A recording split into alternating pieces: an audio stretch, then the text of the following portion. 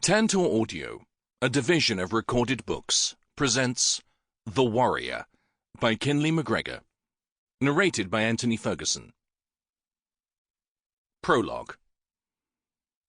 It was long after dark when Lochlan MacAllister and his brothers, Braden and Sin, sat with the father of their brother Ewan's new wife. The overhead candles had been doused, and the hall was illuminated only by the fire in the large fireplace that rested along the right wall. Its light played against the banners and weapons that decorated the whitewashed walls, dancing strange shapes all around them, while they joked and sampled the food that had been left out before the servants had taken their leave of them. The happy couple had retired hours ago, and no one had seen a single sight of Ewan or Nora since. Not that they expected to. Indeed, given Lochlan's knowledge of his brother, he fully expected days would go by before either of them showed themselves again. It was something that made his heart sore. He was glad happiness had finally come to his brother. Ewan had needed it. "I can't believe we got Ewan married off before Lochlan," Braden said, as he picked at a platter of sliced fruit that was set before him. "We needs be careful, Sin. I think the second coming might be upon us. I feel the sudden urge for confession." Sin laughed. "Perhaps. Have you any more word about the McKeeds?" Nora's father, Alexander, asked.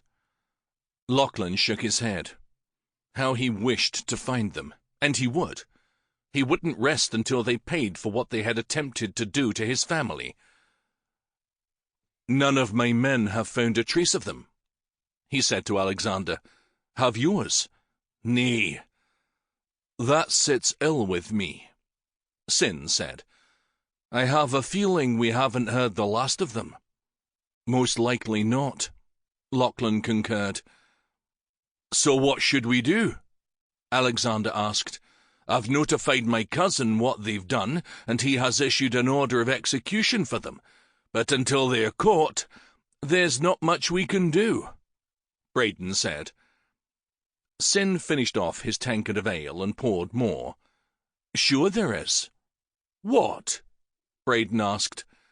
"Marry Lochlan off."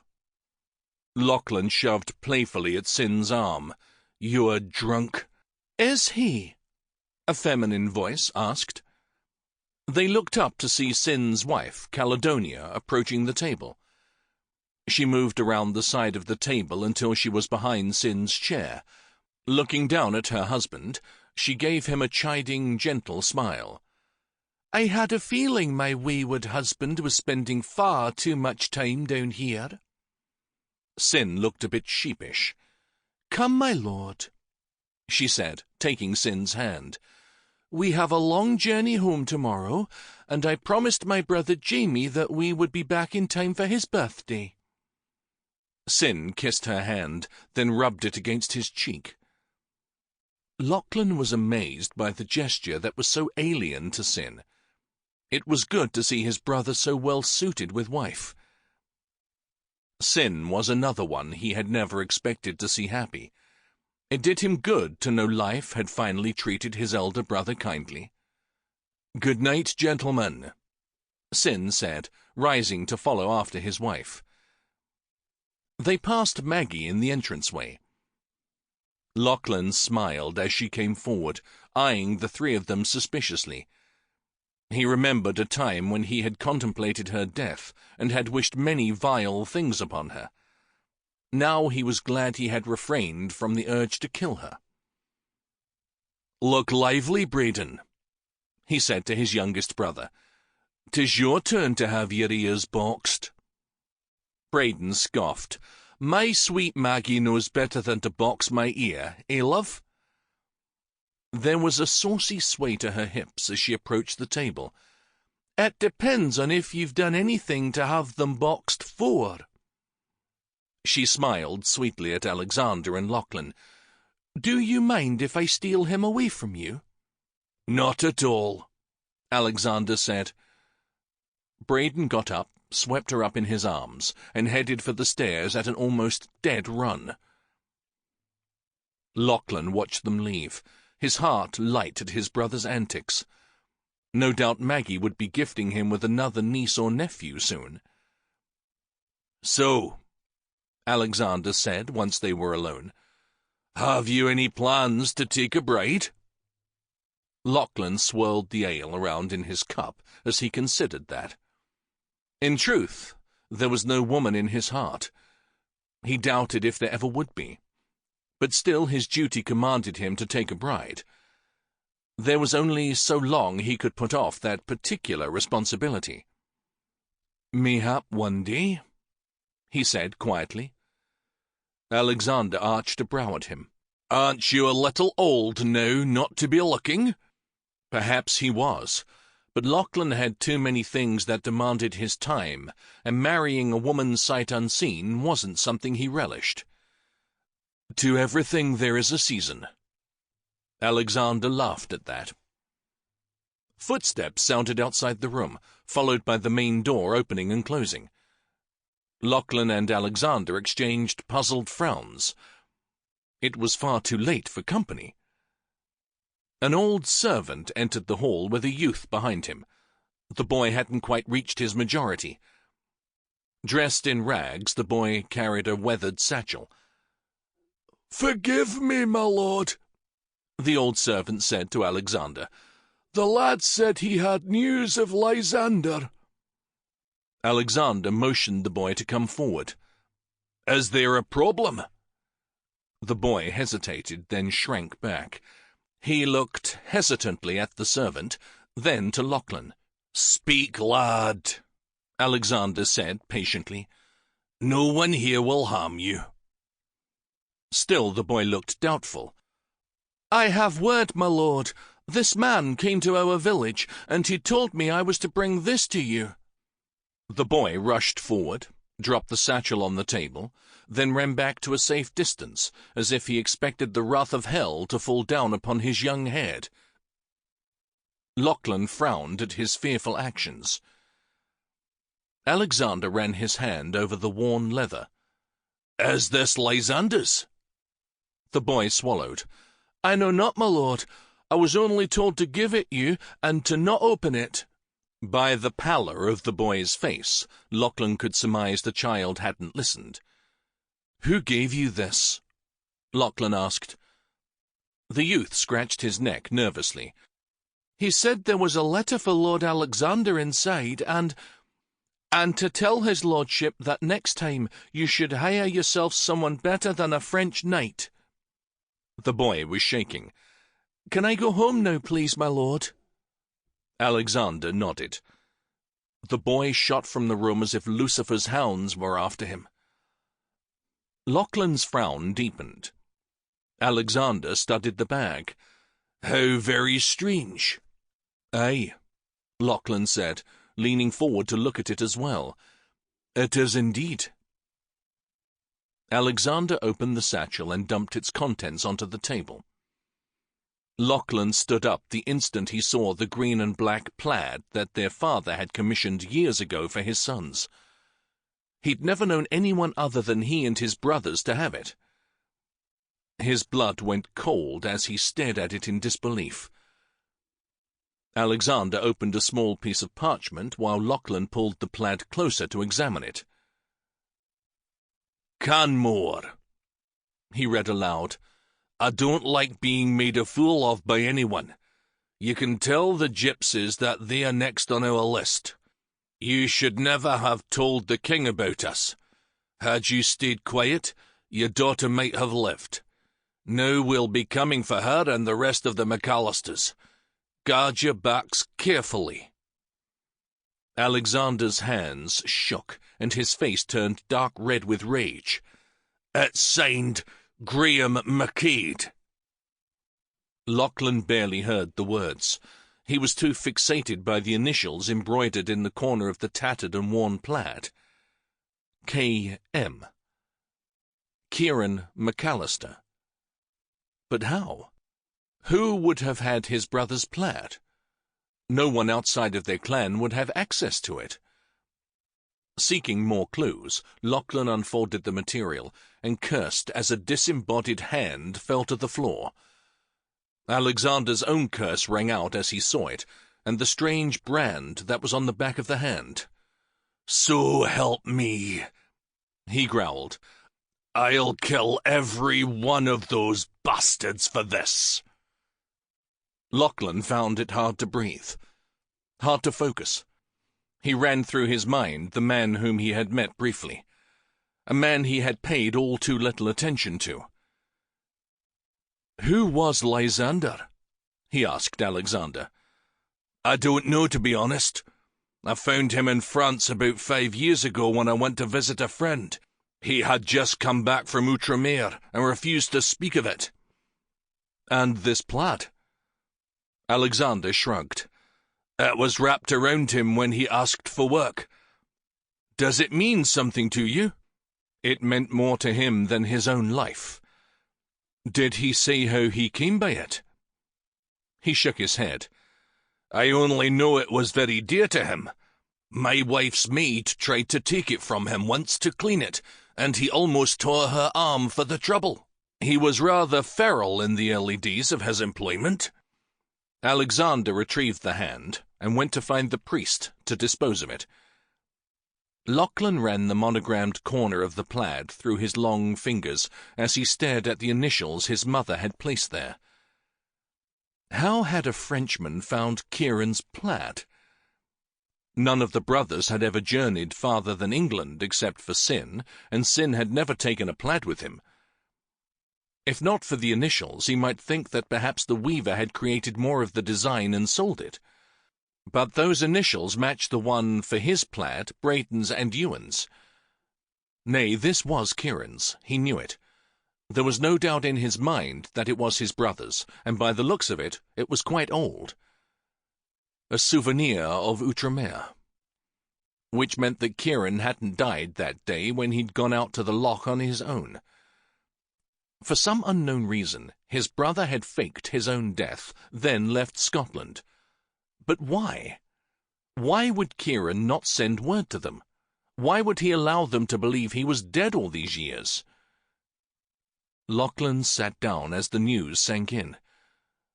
No doubt the MacCades had found the plaid after they killed Lysander and had sent it back to them. They would have known exactly who this belonged to and what it meant. Lochlan drained his ale in one gulp. Somewhere out there, Kieran MacAllister might still be alive. And God have mercy on his brother should he ever find him. Chapter 1. 8 months later. Catarina ground her teeth as she pressed her thumb tight to her palm in an effort to pull her hand free of the rope that held her in place. Sweat was dripping down from her brow, making her nose itch, but she didn't dare swipe at it. Time was too precious for that. Any moment her kidnappers would return. How she despised them for their deeds, and wished a festering pox on every part of their bodies, especially that part which men valued most. The coarse rope burned against her skin, chafing it as she worked to free herself. Not that she cared. All that mattered was her freedom, and when she had it, she would make all of them pay for taking her from the one she loved. How dare they? She snatched her hand again and again against the prickly rope, trying to free it. Then she dipped her head in an effort to loosen the massive knot with her teeth. Instead of loosening the knot, it felt more like she was only loosening her teeth. Cursing, she closed her eyes and prayed as she tugged against the rope with all of her might. She felt the skin breaking as the hemp scratched her flesh. Even so, she didn't let up, and in one painful slip, her hand came free. If she were the crying type, Cat would have wept in relief, but tears had been something she'd forsaken years ago. Wiping her brow, finally, she took a deep breath, then blew air across her hand to alleviate some of the throbbing as she looked about the sparse room for a weapon. There was nothing, except the fire. She narrowed her gaze on the burning logs as an idea occurred to her. Reaching beneath her gown, she tore at her chemise until she had enough of it to pad her hands before she reached into the fire. "Think you she's ready to give us no more trouble?" Her heart leapt at the sound of men approaching her room. Stepping back from the makeshift hearth, she gripped the limb tightly in both hands. She moved to stand behind the door where they wouldn't be able to see her until after it was too late. "Any more trouble from her, and I say we thrash her soundly, orders or no orders." "Good luck at that. My eye still throbs from its last encounter with her fist. I swear the bitch hits like a man." They swung open the door. Cat held her breath until they were inside the room with her. Her gaze never wavering, she swung with the whole of her strength against the second man's head. He yelped, then fell against the first.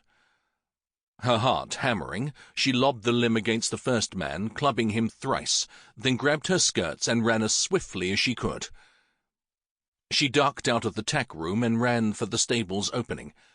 The men called out for her to stop, but she refused. Nothing short of death would make her surrender to them. Cat hesitated outside as she saw the number of people in the small village.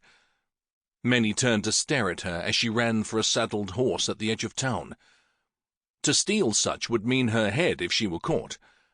But truthfully, she'd rather die than meet the future those men would carry her off to. "Stop her!" one of the men shouted. 20 gold francs for whoever catches her." Cat winced as the crowd looked on her with new interest. 20 francs was a fortune. A large, burly man stepped in front of her. She pulled up short, then kicked him as hard as she could between his legs. He doubled over, but before she could maneuver past him, another man caught her from behind. She rammed her head back to slam it into his face. He cursed as she spun from his hands, her own skull aching from the blow. Another tried to capture her. She ran her shoulder into his middle and shoved him back, causing him to fall into the dirt. But before she could straighten, someone else ran at her and knocked her to the ground, flat on her back.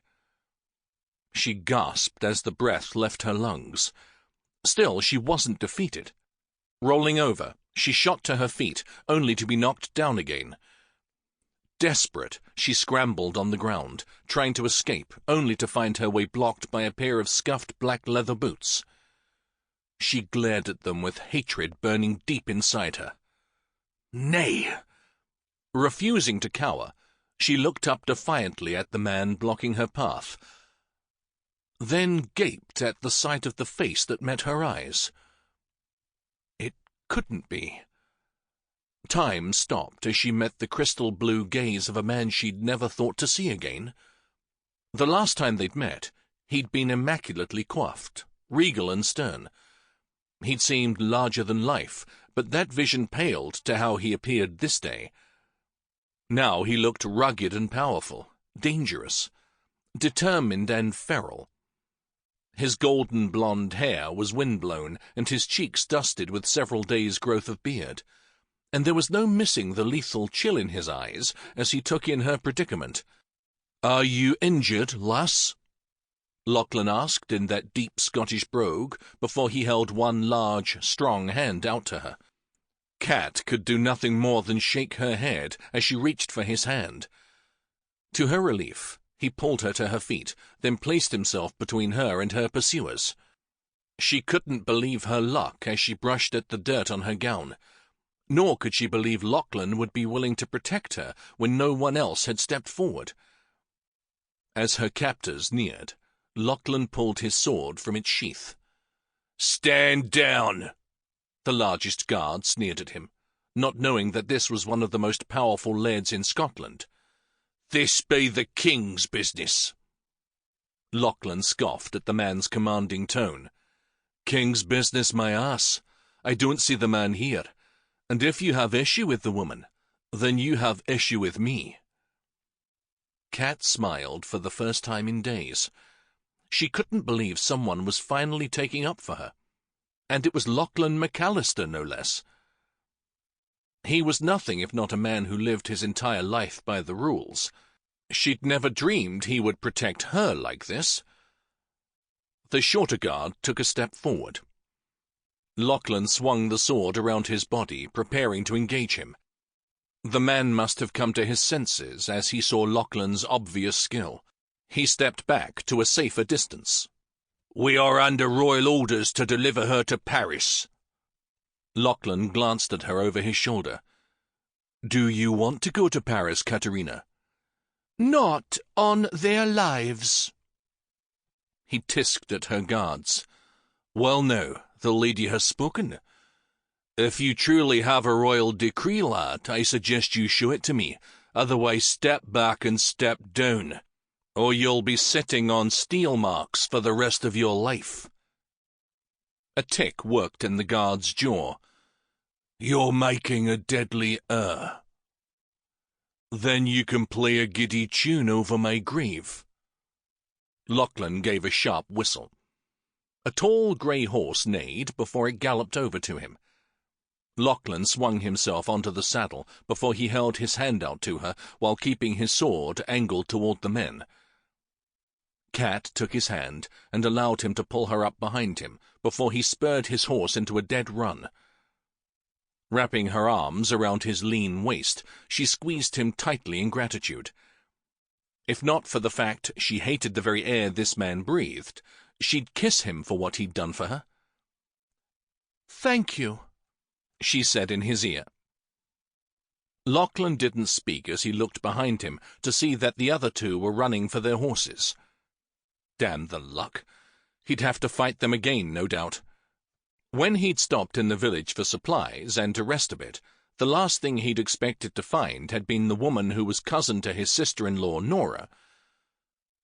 The last time he'd seen Catarina had been her brief visit to his castle after she and her family had saved his brother Ewan's life. She'd driven him near mad with her stubborn insults, and he'd gladly bidden her farewell, and had hoped to never lay eyes on her again. Apparently his luck hadn't changed for the better in recent months. Still, he owed this woman his brother's life, and as such he was determined to save her from whatever mess she'd gotten herself into. "Why are those men after you?" he asked over his shoulder. "My father, Lucifer roast his toes, sicked them on me." "Your father?" "Aye, there's a man he wants me to marry. Be damned before I go quietly to that altar." Lochlan smiled in spite of their danger. He couldn't agree more with the sentiment. "I feel for your situation, lass. Did he hire them to abduct you?" "How did you know?"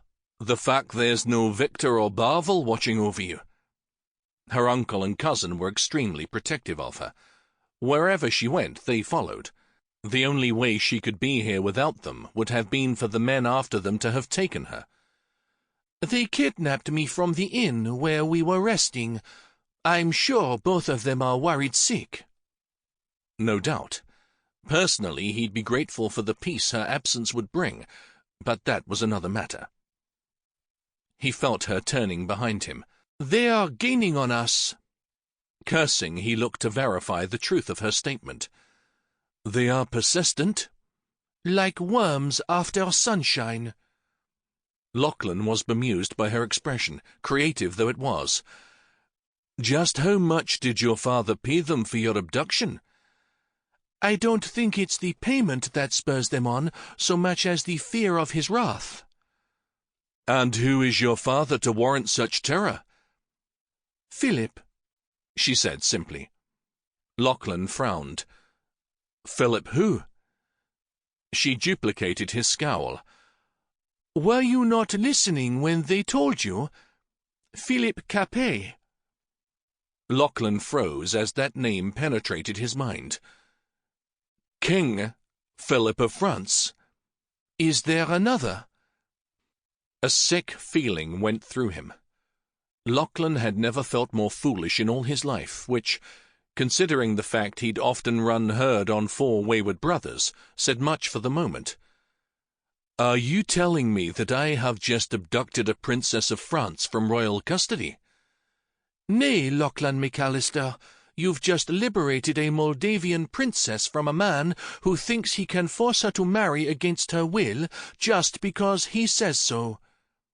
He ground his teeth in anger. "I thought you were a peasant." That depends on whom you ask. A feeling of dread clenched him. If I don't receive a satisfactory answer from you, my lady, I'm going to slow down and ask the men who are following us exactly what they think. Cat growled at his words. No wonder she hated this man. He was inflexible and stringent. She doubted if he'd ever met a rule he didn't absolutely love. Fine, then. My mother was the illegitimate daughter of a Moldavian prince and a peasant. Her father brought her to court when she was a young woman, and there she met a man named Philip who shared her love of horses. They shared other things as well, and she soon found herself pregnant with me. Since Philip wasn't free to marry her, and she wanted no one else, she left her father's court to live with her mother's people. There I was raised until I was old enough for my father to see a political advantage to having a daughter tied to the Moldavian and Hungarian monarchies, even if I am illegitimate. And since that day of his sudden discovery, I have been on the move, trying my best to avoid any and all contact with him. Did you not think this information might prove pertinent to me before I threatened your guards? Of course not. Besides, I threatened them first and assaulted them as well. And shall that be your testimony on my behalf when your father demands my head? She scoffed at him. You are not really afraid of my father, are you? For myself, nay. I fear nothing. However, I'm not merely a man, Catarina. I am the MacAllister, just as your father is France. Whatever actions I take affect the lives of every person who looks to me for leadership. And I will not see my people punished because you are willful and stubborn. What do you mean by that? Simple. I'm taking you to your father. Chapter 2. Cat wasn't sure if she'd heard that correctly or not. You're planning to do what? Take you to your father. She didn't know what irked her more, his intent or that arrogant look on his face as he said it. Why would you do that? To keep him from declaring war on my people, for starters. Do not forget that King Philip's sister happens to be the wife to Alexander Canmore. Alexander is one of the few who could do a lot of damage to my people. She couldn't believe this. So you're just going to cow to my father like everyone else? And to think I thought you were made of sterner stuff. His features hardened. This isn't a game, Catarina. I hold the responsibility for every person who claims MacAllister lands as home. She snorted dismissively. Your shoulders are mighty narrow to carry so much weight. He looked as offended as she meant for him to be. My shoulders aren't narrow. She glanced down at them. Matter of opinion, that. But then perhaps 'tis the bow of your back, from stooping to kiss the feet of men like my father, that makes them appear so. He reined his horse in sharply to glower at her. Have you no sense to insult me so? I have plenty of sense to insult you even more. I'm the daughter of the king. What are you going to do to stop me? His nostrils flared as those blue eyes snapped fire at her. Your father should have bent you over his knee. Violence! How perfectly masculine of you to resort to such a thought. Lochlan snarled at her like a feral lion before he laid spurs to the horse's flanks. The sudden motion almost caused her to slip from her seat. She was forced to wrap her arms around his waist to keep from falling, even though the thought of touching him made her ill. Are you trying to kill me? Nay, my lady. I'm trying only to calm down before I succeed in killing you. Unable to stand it and do nothing, she leaned forward to nip his shoulder. Lochlan yelped at the unexpected pain. Did you bite me? Aye, and I'm going to do worse than that if you don't release me instantly. Fine, he snapped, reining his horse again. As soon as it stopped, he turned in the saddle to look at her. There you are, my lady. You're free. Sample complete. Ready to continue?